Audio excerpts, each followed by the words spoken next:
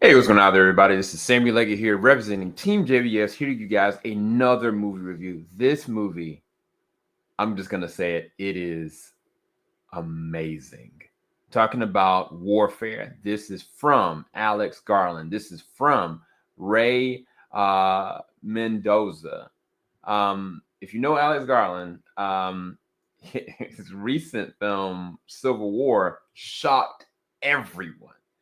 If you've ever seen Act of Valor, Ray Mendoza was one of the amazing technical advisors, and he's also a military veteran.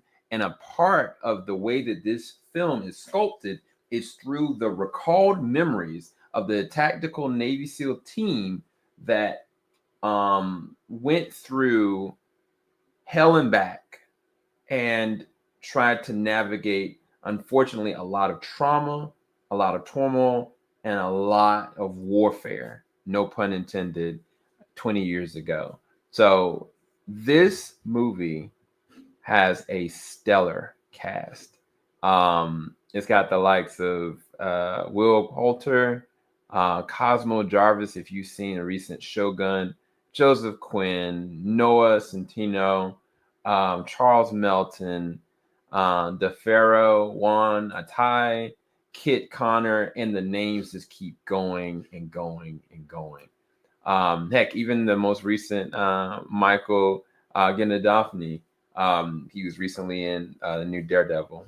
But let's go and break down why this film was masterful. So first off, the sound.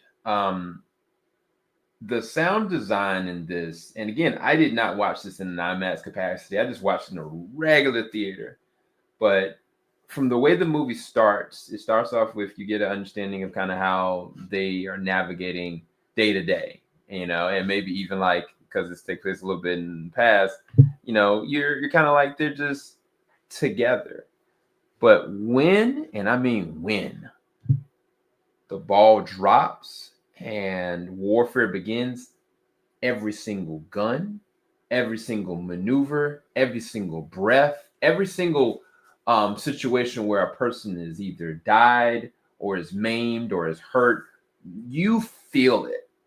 You feel it as though you're literally there. This is one of the first war films that I've seen in a long time that feel like I'm actually there. It's so much precision in the way that they handle the sound and the design of how every single interaction and moment feels like it's a recalled event that they're living out. That's why this feels like a documentary in a very rich way, but a very punctual one, because there are certain situations that all the different characters in this film go through because these are based on real live situations that they focused and honed in on the person and they recall the events of what happened.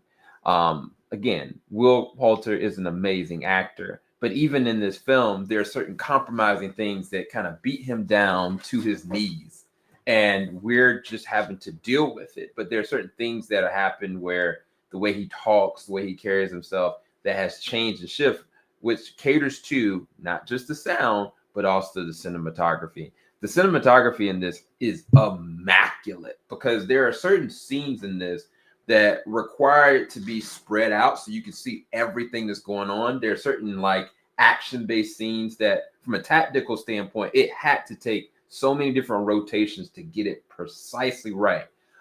They shot this film in less than 5 weeks, and yet this looks like one of the most well-kept, put-together war films that I've ever seen. It is stellar. When the action is on, when it is a firefight, it is a lot.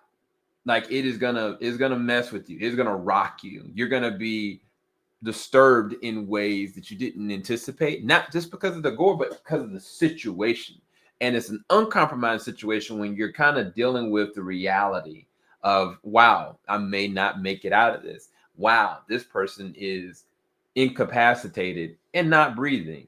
And I have to still keep moving forward. So it's like when the action is happening, you're still dealing with those caveats of things happening. There's a scene that I'll never forget where, and it was like I was on the edge of my seat because One person had gotten incapacitated, and they were like, crap, I left my gear, I left my gun in this other room. You need to get it as soon as possible.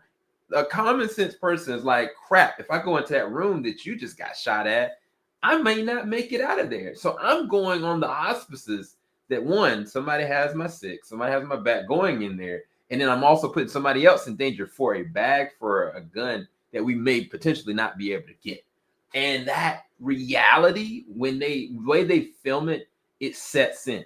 It sets in really. That makes that every single firefight that they're in, every single situation that they're in, it feels like this is do or die every single moment. And I don't think that for people that are veterans, I can imagine this is a lot, because there's certain characters that deal with shell shock, certain characters deal with immediate trauma, physical and emotional and mental. Matter of fact, I think all the different characters in some way, shape, or form like deal with it in a very specific way, which makes it even more believable. The other believable part about this is the comms, the communication, and the way that they signal, communicate, and navigate how to move from a tactical standpoint, how to move from a precision standpoint, military wise.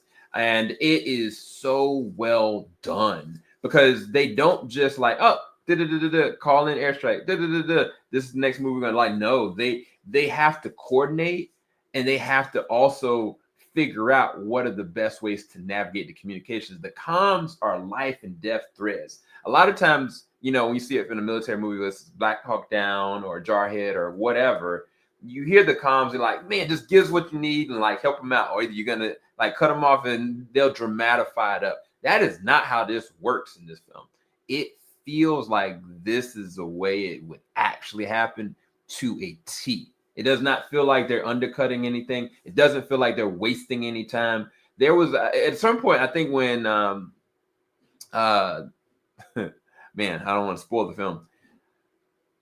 At some point, when the character or the actor, the Farah, who plays the role of Ray, who is the director, when he's just on his comms and talking through a situation, and it's a long drawn out scene, but it shows so much promise. And then there are moments where they're dealing with shell shock. They're literally dealing with PTSD as it's going in real time. And they're having to navigate still moving forward through that, to the point that some people have to relinquish command, some people have to go and do this. And it's just so well done. And again, I'm saying this from a technical standpoint. I'm saying this from, man, they're doing so much with very little. And I haven't even talked about the performances, because there's not a bad performance here. If you have seen Shogun, you know who Cosmo Jarvis is. He is amazing. And he plays the role of Elliot in this movie. Elliot is pivotal to the narrative of this story. And he does amazing as it. Then you've got Joseph Quinn. A lot of the emotional heavy lifting in this is off of this man's lungs, and he knocks it out of the park. Such a believable performance that I was kind of just like, I'm floored by it. But there's not a bad performance. Everybody is pulling their weight. Everyone is using every bit of acting capability they have to allow the authenticity of these accounted events to come through to fruition, where you can also feel that the veterans that have gone through these situations and eyewitness account, whether they're talking over the phone or whether they're on site helping to be able to handle what the tactical navigations of how they dealt with some of these situations and helping them navigate it for Ray and for Alex, you feel it. You feel all of it. And this is one of the best films this year. You're not going to see a better war movie than this. And it's crazy because, again, Ray was the technical advisor, right, to Active Valor, which basically does have actual veterans going through the motions of an actual recalled mission. Insane. Amazing movie, 2012.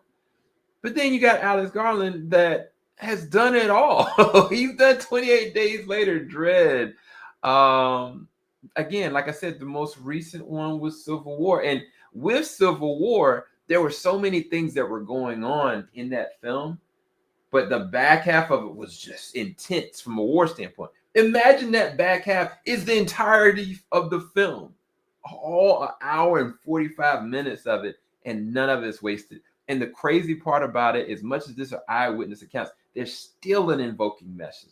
There's still a lot that you really need to take time to absorb.